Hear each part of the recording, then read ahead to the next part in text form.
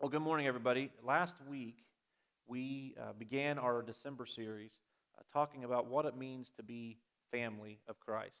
We've discussed the fact that as followers, we don't really have the choice of being family, that Christ calls us family if we actually have chosen to follow Christ, but also that because of that, we are not orphans. We are people who have a family, who can care about each other and who can reach out to each other when things are good and when things are kind of rough.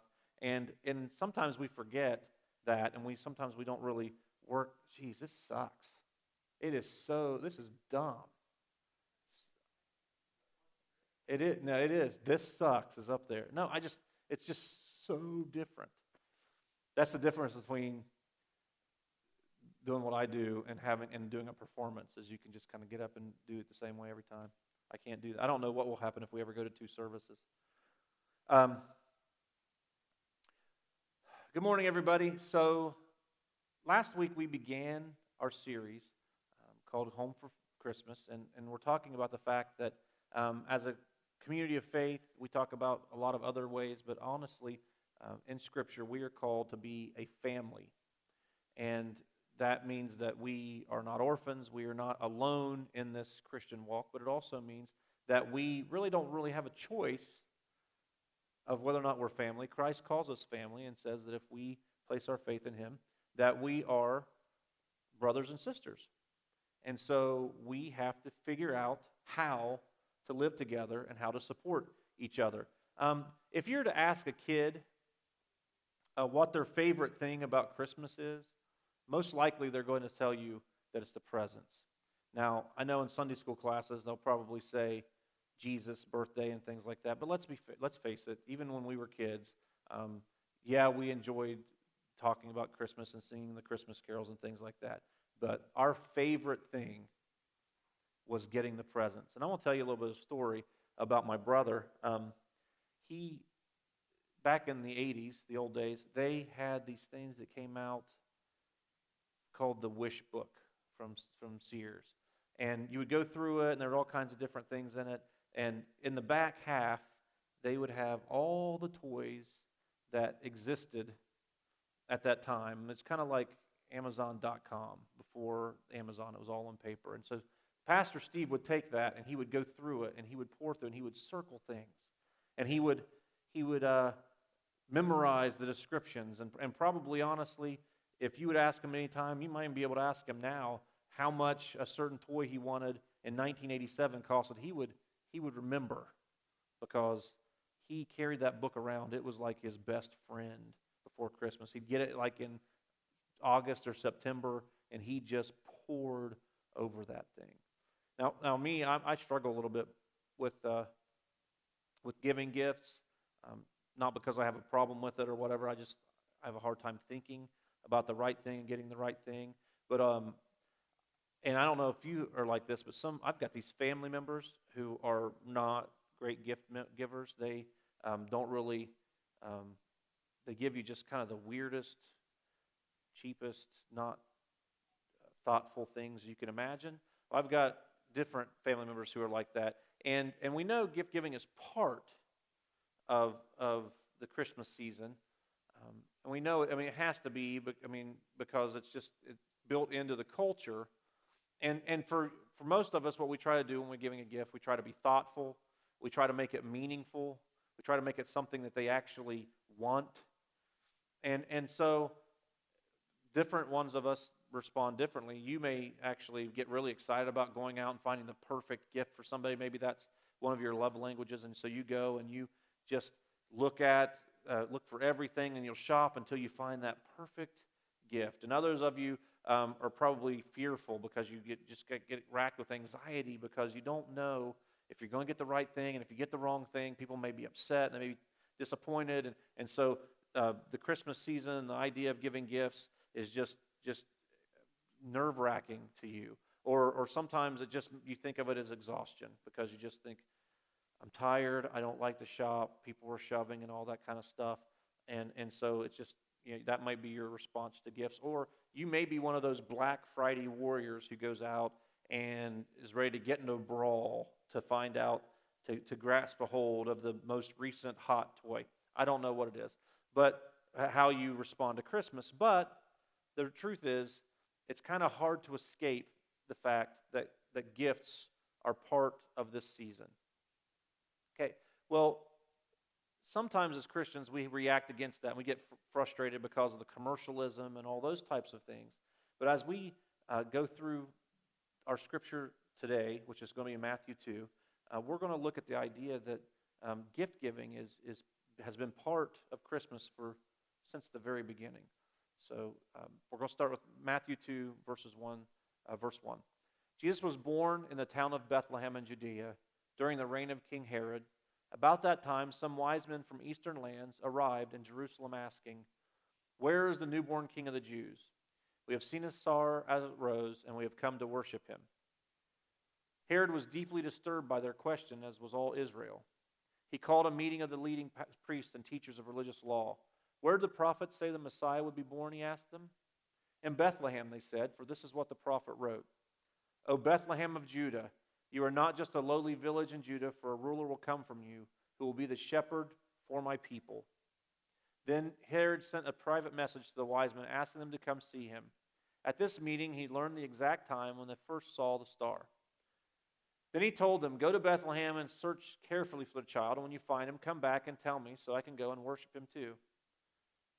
After this interview, the wise men went their way. Once again, the star appeared to them, guiding them to Bethlehem, and went ahead of them and stopped over the place where the child was. When they saw the star, they were filled with joy. They entered the house where the child and his mother Mary were, and they fell down there and worshipped him. Then they opened their treasure chests and gave him gifts of gold, frankincense, and myrrh.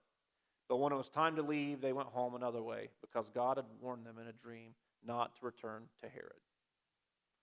And so what we see there is that there were the gifts that we usually see with the Magi, right? The gold, frankincense, and myrrh. Apparently they were essential oil salesmen. But also, what we a lot of times forget is that the greatest gift in the room was not actually what they brought to him, which were great gifts. They helped with physical needs. If they were going to be running to Egypt, they were going to need gold, and frankincense and myrrh were things that they could have sold to be able to kind of make their escape very easily. So those were very important, and they were vital to it. And so we don't have to need to get upset or get overwhelmed by the fact that people give and receive gifts at Christmas. But what we forget, what we need to realize, is that Christ was the greatest gift in that room. And the solution, the gift that Christ gave to all of us, was himself. He came, if he's the God of the universe, the creator God, he came as a baby to live here, and he gave himself. He gave himself to live as a carpenter's son, to grow up as a young Jewish kid, and to live with people, and to call disciples, and to teach them, and to share experiences with them, and to teach, and to heal, and to listen to them, to care about them, to listen to their problems, and to correct them when correction was important. And ultimately, he came to die, to not just give himself of his life, but to give himself in death for all of humanity.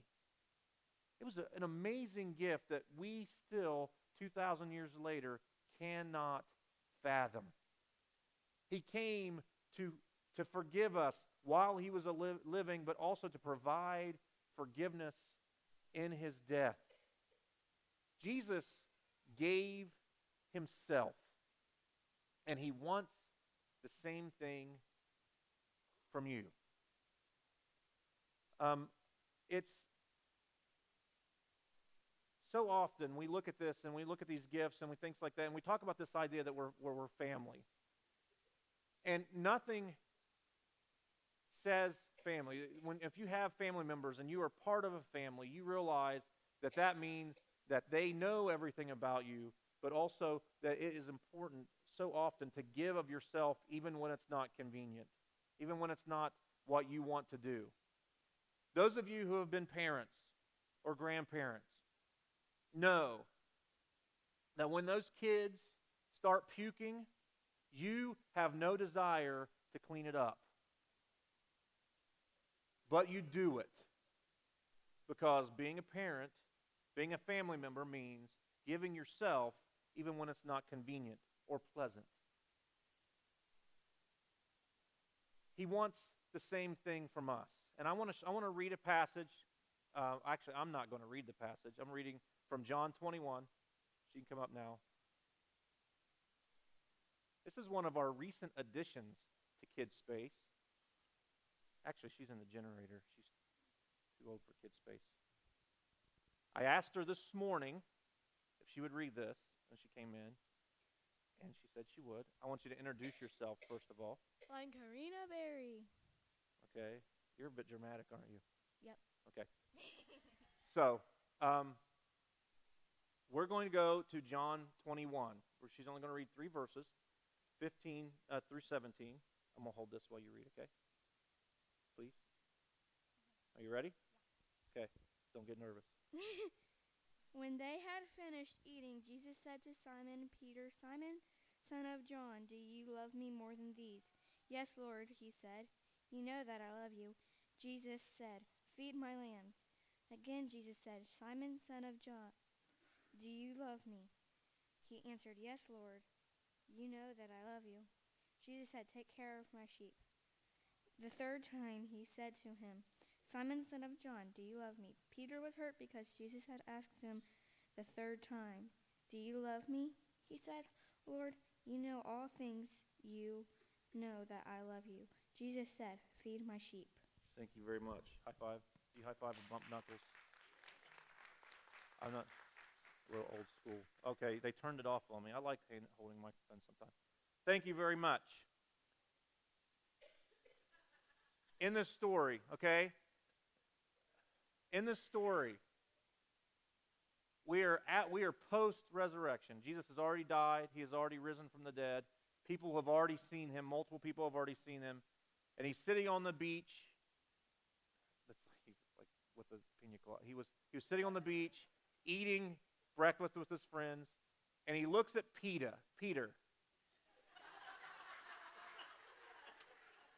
He was not part of the Hunger Games. I thought it was going to go so much more smoothly with all these kids in here. He looks at Peter, who has denied him 3 times previously, and he starts asking him these very simple questions. Do you love me? Feed my sheep. Do you love me? Feed my sheep. Do you love me? Feed my sheep. And what Jesus was asking was, do you love me? If you love me, give yourself to my sheep.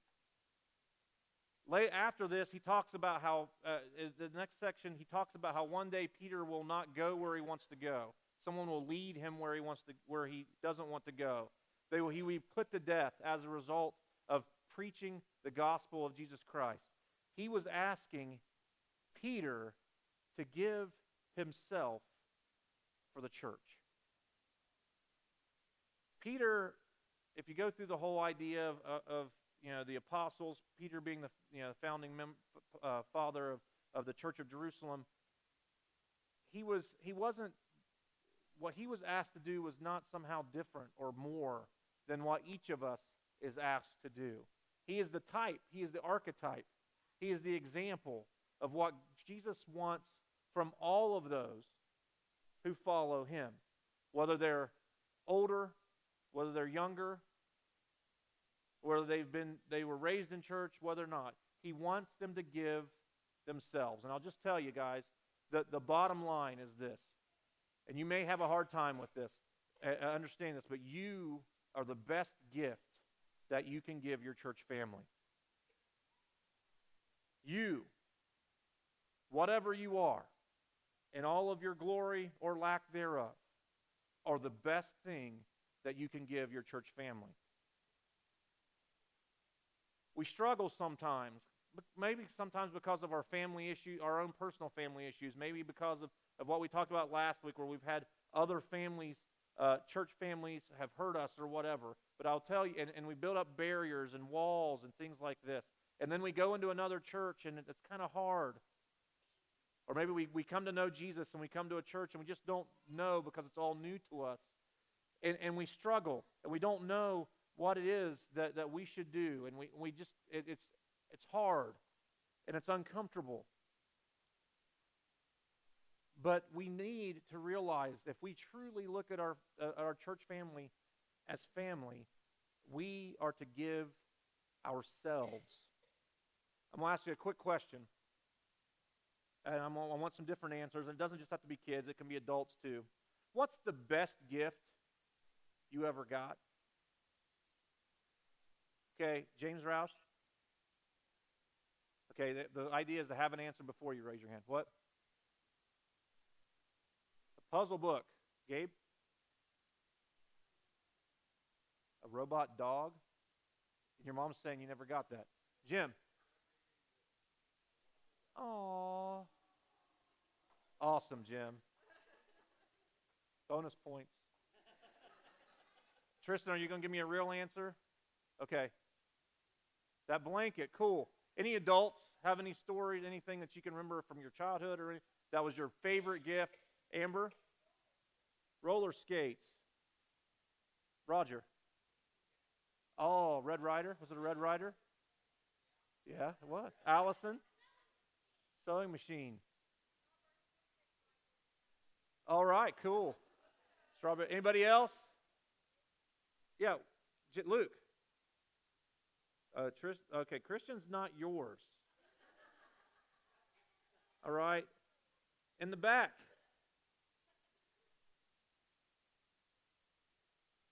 What'd he say? Oh, that's like an awesome gift. Yeah. Does he really have that? Katie?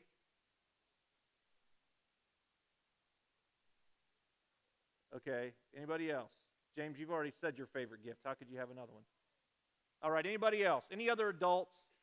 I'm going to tell you about my favorite gift. Okay? The best gift I ever got happened like 2 years ago. Okay? James Sisson was born on December 30th, so that's not technically a Christmas present. I knew he was thinking that. I was fixing something before he said that. But as far as a Christmas gift that someone else gave, it happened about 2 years ago on Christmas Eve at my mom and dad's house. And Amy will tell you, because I actually reacted, which shows you that it was really cool.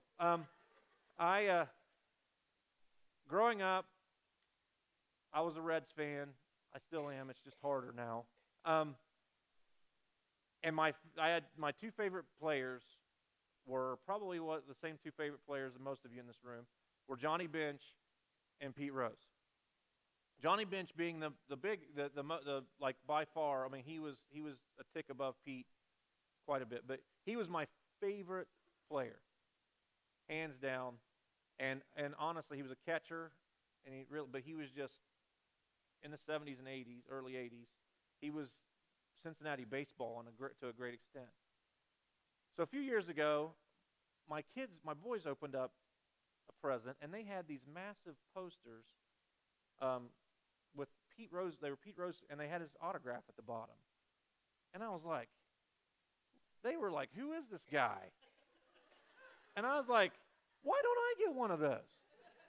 My brother-in-law is a huge sports memorabilia guy. He gets autographs all the time. Yeah, thank you, Luke. This is the audience participation part has passed, okay? So I'm like sitting there, and I'm thinking, those are awesome. I'm going to put one in my room. And Amy's like, no, we're not going to put one of those in my room. So I get my sister gives me a box, and it's from my sister, and I open it up, and it is an autographed baseball from Johnny Bench. Yeah, I did that too. I was like, oh! And Amy was asking kind of, what? You know, what is it? And I was so excited. I had to explain to my kids who he was. But that was such a great gift. And now if I look back at when I was a kid, there are other things I remember. I could also say that December 21st, of 1995, Amy actually agreed to be my wife, but that was still 4 days early. So that's, she doesn't remember that it was then. She just knows it was by a Christmas tree. But the reason that gift from my sister was such a big deal, and the reason that probably with all of us, when we look back and we think about that gift, if we have that one gift or a couple gifts that were really meant something, it was because when the person did it, first of all, they did it because they truly cared about us. They had a genuine affection for us. They demonstrated their love for us, and they knew us well enough to find something that would demonstrate to them that we cared, that they cared about us. And they had put thought into it, and it was meaningful to us, right? Some of you I know have been on the receiving end of a gift that someone put a lot of thought into, but it was kind of because they thought you should want to have this. And then you get it, and you look at it, and you go, this is nice, but you have no idea exactly why you had it. They put a lot of thought into it, but it had no, and honestly, they cared about you, but it had no real meaning for you. It was not something that was desirable to you. See, somebody back there is remembering something really funny. The best gifts are those things that are meaningful and are thoughtful and are the result of a genuine affection for you. And if we truly believe, if we truly look at our church as our family, the most meaningful, thoughtful, desirable, genuine gift that we could give to them is ourselves. And it's going to look different ways. But that, I will tell you, is the best gift. The best gift you can give your church family is you. And I don't know exactly, that's going to look different ways, different things. And I realize that we struggle. But over the last couple weeks, we have had some different things happening. We've had some deaths in our church community. We have some other things happening when we talk about when weddings are coming and things like that. But specifically, when we have people who lose family members in our church, it is vital that we come beside them and share in their mourning. It's vital that we come in and we let them know how much we care about them, how much we love them, how much they are part of our family. And I'll tell you, even though I have not personally ever experienced it on that end of it, it is one of the most meaningful, thoughtful, genuine gifts you can give to those people you call family. And I realize that we are so often in church, we are conditioned to believe that when things like that happen, the pastor makes the call. Maybe we send there's someone who makes a phone call to a florist, and flowers are sent or a blanket is sent or something like that. Maybe we get some people together to do some food, which we were able to do for a family yesterday, and they greatly appreciated it. But we farm that stuff out. We contract it to other people. We pay the pastor. He should be the one who cares in that time. And I will tell you that when I show up at those things, people are always thankful that I'm there. They're always grateful. It is a thoughtful thing. But when a church truly understands that they are family, there will be more people show up than me. Whether you know the person well or not, whether you knew the person who passed or not. In the last week, we had something like that happen while I was in Florida. Well, when the pastor's in Florida, he can't be here. I mean, it would be awesome if I were magic, but I'm not. I can't disappear from there and appear here. It is vitally important. Regardless of every plan we have in this church for where God is taking us in the next 5 years, regardless of whether we want to add on, whether we want to develop the property, all of those things will be worthless and they will come to nothing if we do not understand that the most important part of this church is you. Christ is here. We are followers of Christ. If we truly, truly get that, we truly understand that He has called us not just to be soldiers together, not just to be a community of faith, not just to be fellow workers, but to be brothers and sisters. Then the vision will move forward. Then you will see amazing things happening, because when people are going through rough times, but when they're celebrating things, we will all be there together. We will give the gift of ourselves, and it will be the most meaningful, it will be the most thoughtful, it will be the most desirable, most genuine gift we can give. I've been in churches. I've been part of churches. And I will include this one, who lose sight of the fact that we are called to be family.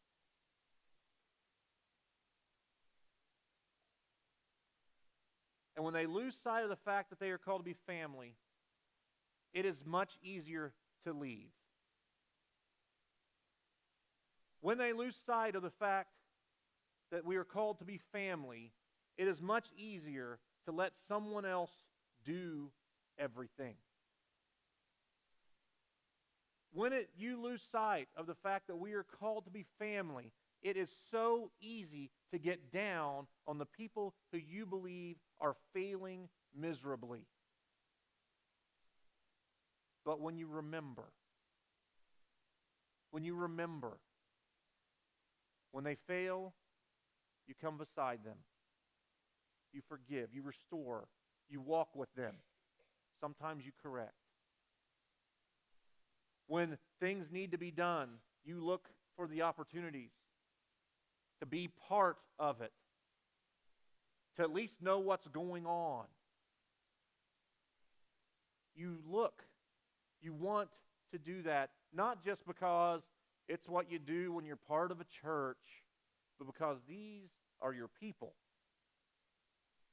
And we're all in this together. So I want to ask you this morning, what is it that causes you to resist giving yourself to a church? Not necessarily this church. I realize that. And I know that there is so much resistance to being members and all that kind of stuff. You don't have to be a member to be part of this church. There are people in this church who have been here for 10 years who aren't official members, but I consider them family. I consider them crucial to what we do here. I'm not talking about membership. I'm not talking about, serving on Sunday mornings, even though those are part of this. I'm talking about starting to understand that the greatest gift that you can give goes beyond your checkbook, even though that's involved. It goes beyond, marking off your service opportunity for the week. And it goes to truly looking and understanding that the people with whom you worship every week are your brothers and sisters, and sometimes, many times, they need your help. They need you to be present. So what is it? Why do you resist? I can't answer that question for you, because I don't know if there are 150 people in the room, there are 150 different answers. Maybe you think that you are. Maybe you're like, I'm already very well connected to the church, and this is my family, and I would do anything for it. Yay. I'm glad. I'm happy. But even those of you who say that, I would ask you how many calling hours you went to in the last 2 weeks.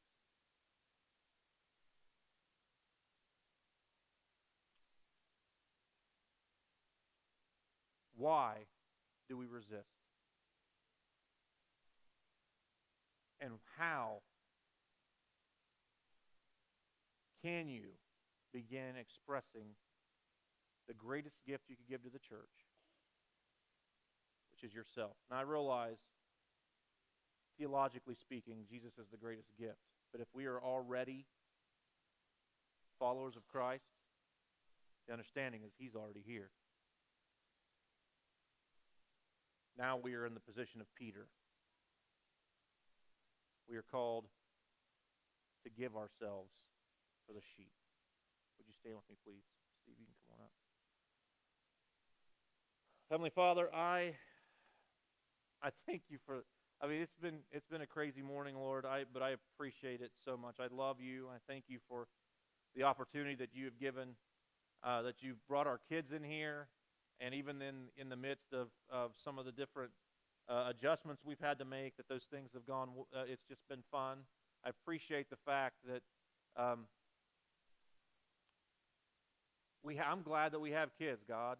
I'm glad that there is a children's ministry at our church, and that there are kids coming every week who are learning about you, and that we have people who are teaching that. But Lord, I also pray that you will convict us, and you will awaken a new desire within this church to look at each other as family.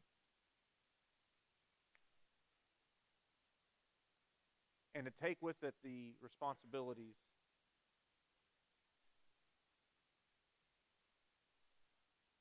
and sometimes, God, the things that our church family needs calls us to shift our schedules a bit.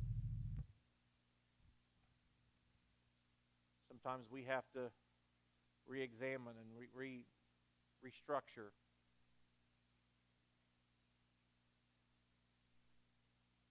Lord, I just pray that we will realize, and some of us will just remember, what it's like to be part of a community of faith that truly views each other as brothers and sisters in you. If we're putting up barriers, I pray that you will help us examine those and break them down. If we have been very complacent and just kind of assumed that we are right in the midst of things, but we have just let other stuff fall, I pray that you will not only give us the heart to ask forgiveness, but the heart to repent and begin doing things differently. Lord, we love you. You were the greatest gift. You called us brother and sister, even though you were perfect and we are so flawed. You came for us, offered yourself to us and for us, and called us to do the same. We ask all these things in your